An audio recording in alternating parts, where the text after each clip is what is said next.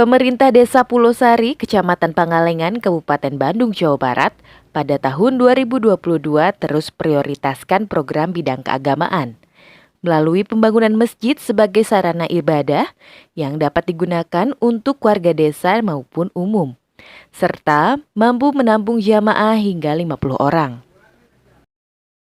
Agus Rusman selaku Kepala Desa Pulosari mengatakan pembangunan masjid berukuran 8 kali 6,5 meter serta pembangunan toilet terpisah menghabiskan anggaran sebesar kurang lebih 200 juta yang dialokasikan melalui dana swadaya masyarakat pada tahun 2022.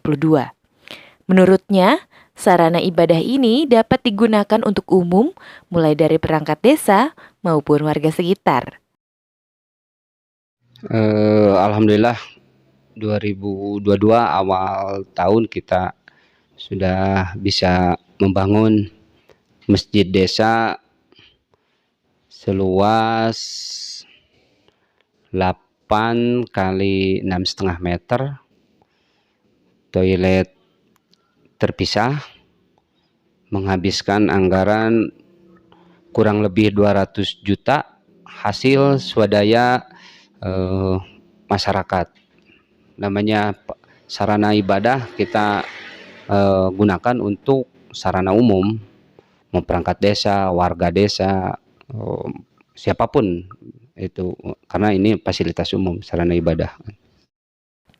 Dari Kabupaten Bandung, Asep Tedi, Hadas TV mewartakan.